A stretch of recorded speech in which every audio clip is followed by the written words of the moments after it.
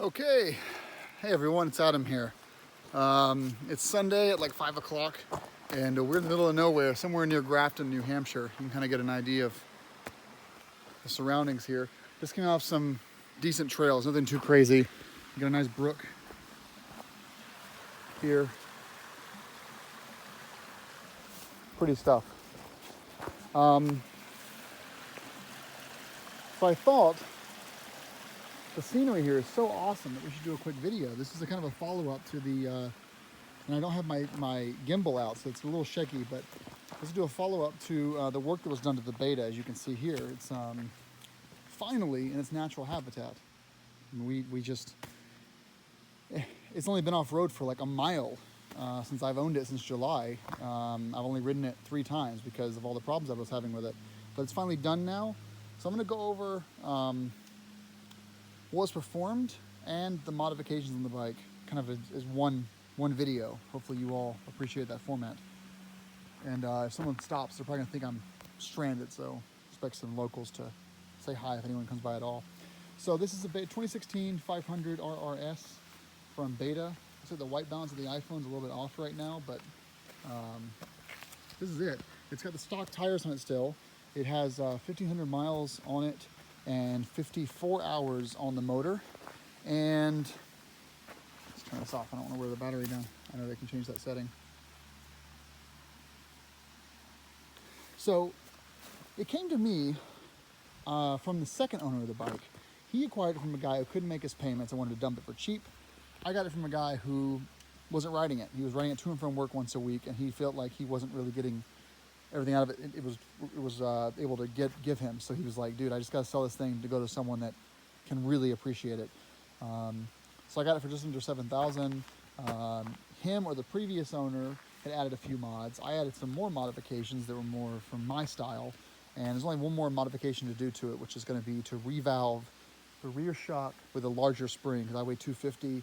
Previous owner weighed 175. This thing is sprung to about 200-pound rider. So rear shock is all I'm going to do to it going forward to get it, just better handling for me. So the issues that I've had with it so far were that the drain plug was stripped. It was over torqued. Luckily, Beta sells a heavy-duty drain plug that it's clear this is a common issue enough that people buy this part. So $85 part plus $100 in labor to re-tap that hole with a larger drain plug. I also, while they were in there, they found out that the transmission fluid or gear oil plug was cross-threaded, so that was helicoiled. That was fixed as well. They also, while they were in there, fixed an issue with the previous owner, didn't hook up the low fuel indicator on the tank, so that was not working. I also had a couple electrical gremlins that were causing the turn signals not to work, and I'm trying to figure out, there was a ton of stuff really they did to it. I don't know why I'm drawing a blank now, but I'll post, what I'll do is I'll post after this video the screenshots of the what I paid for the dealer to do all this stuff to it.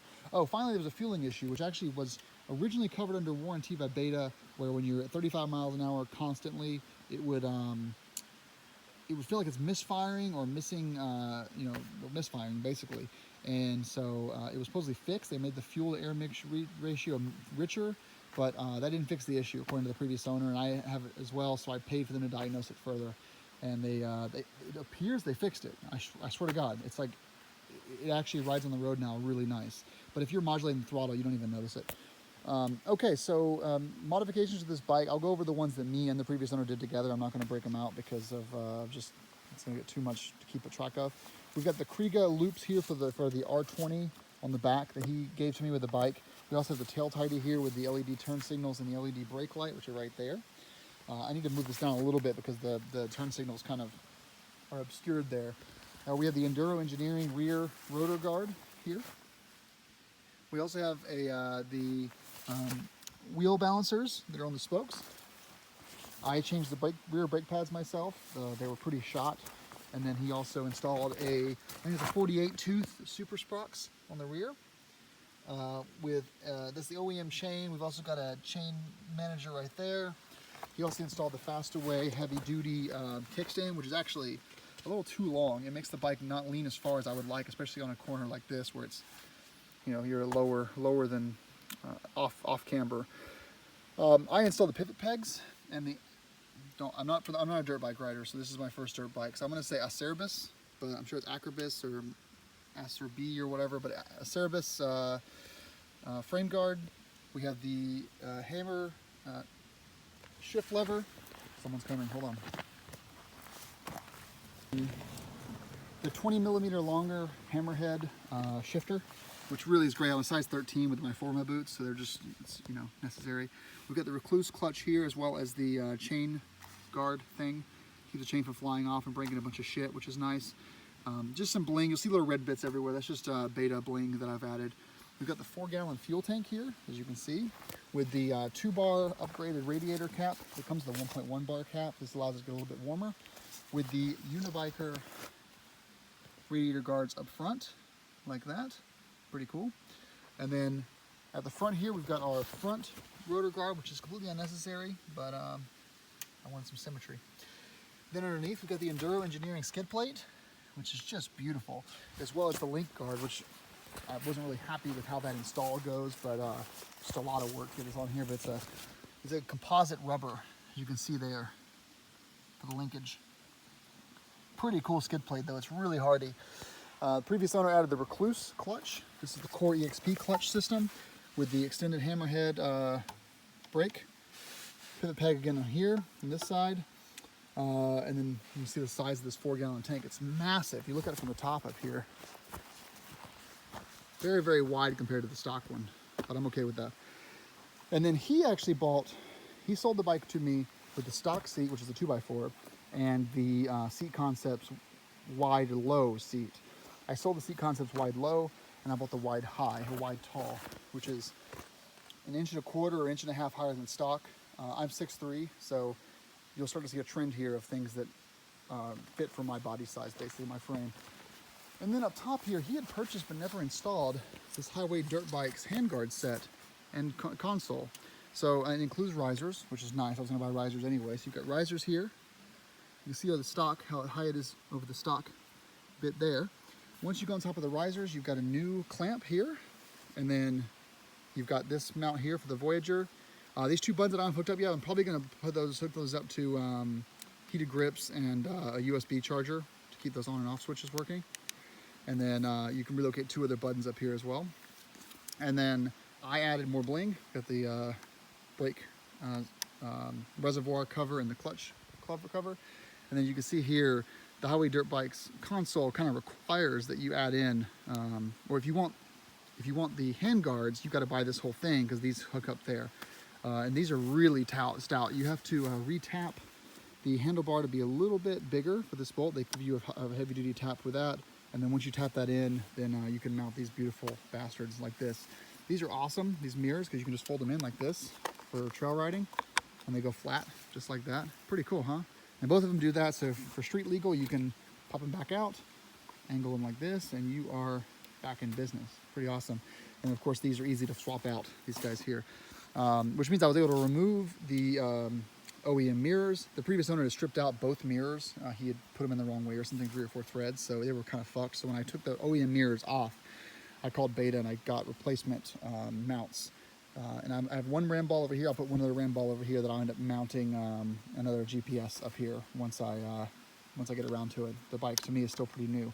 I replaced the OEM grips with the pillow grips from I can't remember who it was. The big one, Pro Tapper. I don't know. I don't do dirt bikes. Well, I do now.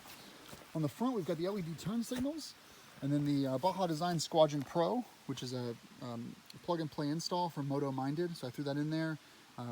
He had taken the OEM headlight, which is a candle, and he had swapped it for the Cyclops 35 watt, I think, and that's around 2,000 lumens, but that uses the OEM high beam, so you only get that benefit on low beam. High beam is just nothing. So I threw in the Baja Design Squadron Pro, and I added the $70 dimmer to this, so whenever I turn this on, you've got the low beam.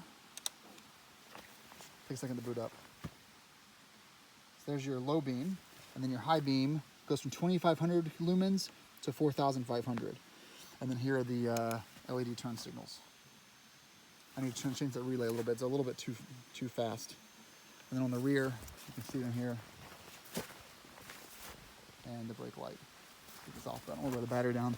I also swapped the OEM battery for a lithium ion battery, which saved about 6 pounds from the rear subframe, but it has a much lower amperage. So it doesn't, it's a race battery, so it will leave me stranded, but that's why the Kickstarter's there. We've got the Kriega front loop that I added here. Then we have the Wolfman fender bag, which just has spare tubes in it, and spare tubes and the Enduro Engineering front and rear axle wrench is on there as well. So you can see the HDB guards, really stout, really strong because they're mounted to the triple tree, and then again to here, they're just incredibly solid. I did already buy some Brembo and Arc levers that are slightly shorter. They taper right here. So I'm looking forward to getting those on the bike. I'll do that tonight. And what else do we have here? I'm trying to run through my list here. I did throw on this 4-stroke pipe guard, but I don't like it. It's just not long enough. It needs to be a little bit longer to go up to there. So I'm going to grab another one, a different one for that. Relocated the horn to here for the Unibiker radiator guard. And then also, we've already swapped the plastic oil gears for the steel oil gears. Necessary. It's a maintenance item to swap the plastic every 75 or 100 hours. When you do it the first time, just put those steel oil gears in. Just don't worry about it again, because then they're done for life. But while we were in there, we drained the coolant and installed the high flow race impeller. See that red band right there? $150 part from eBay, which I think is $200 on the Beta website. But it's just I think it's a 30% larger impeller to allow for higher coolant flow through the engine. So the result of this is the engine temps will stay cooler at low speeds, and cooler engine means happier engine, lasts longer. And the only thing that's left to do really is going to be I'm installing the Golden tires on the rear probably next month. These are pretty much shot, these OEM tires. And then, as you can see, the teeth are all, they're facing the wrong way. Oh, and I also added the Enduro tank back from Wolfman up here, which is just a nice little addition. The previous owner also never put a breather on top of his fuel tank, so this was just sloshing fuel everywhere every time I filled it up, which is really, really annoying. But again, these are just small things. I mean, the fact that the dealer told me that he had to retorque almost every single bolt that wasn't an engine bolt, brakes, all that kind of stuff, before I even touched it, is just a testament that the bike itself was, not loved. If you're going to have a European bike like a KTM, a Beta, a BMW, Ducati, you've got to follow the specs. And if you're not following the specs, then you're going to have a bad time. So that's my 2016 Beta 500 RRS. So zoom here. I think it's amazing. I think it's a beautiful bike. I like that it's not a KTM. I appreciate that a lot. Maintenance intervals aren't that bad, 30 hours for oil changes, and starts every time. It's a really strong motor. It just keeps pulling. The Trailtech Voyager I'm not happy with. I wish I could ditch that. It's just not, I don't like it, but I'm just also not used to it yet. I've only ridden on the bike.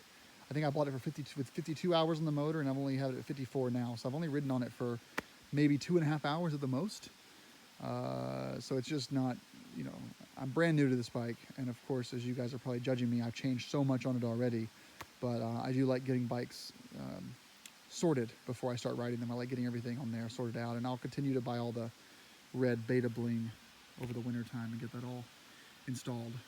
Probably not going as far as all the titanium bolts, but everything else for sure. I'd like to do the FMF system, but that requires a trip back to the dealer because they have to install the remap for the FMF pipe and spark arrestor. But that'd be something I would do probably next year. But really, the biggest thing that's left over for me, is practically speaking, is just going to be the rear shock. That's basically revalved and then resprung for my weight. So that's that. I'm sorry the video was shaky, but I don't have my 3D gimbal with me, or else I would have a much better stabilization here. But gorgeous bike, really gorgeous scenery. I'm going to try to find a couple more trails before I go home. And I'm sure the girlfriend's looking for me. We don't have cell phone service up here, so she's probably wondering where I am. As you can see up here in the distance, though, we've got a little bit of red right there. Fall is coming, guys. So if you're coming up to New Hampshire, I would say it's the probably in 10 days, 10 to 12 days, we'll start getting really into it. And looks like October 1st will be our peak this year. And I'll try to stay off the road that week because you people from down south drive me insane. All right, that's it for now. Thanks so much for watching, guys. This has been my beta. I love the bike so much. It's just such a blast to ride. And my other bike is a GS 1200 Adventure, and they're not even the same league. I'm so glad they call these adventure bikes now because they are not dual sports. They look like dual sports, but a 700-pound bike is not a dual sport. And this is a proper dual sport. This is really a street legal plated dirt bike. I love it. It is so much fun to ride. So I'm gonna get back to it. Thanks for watching, guys, and be safe out there.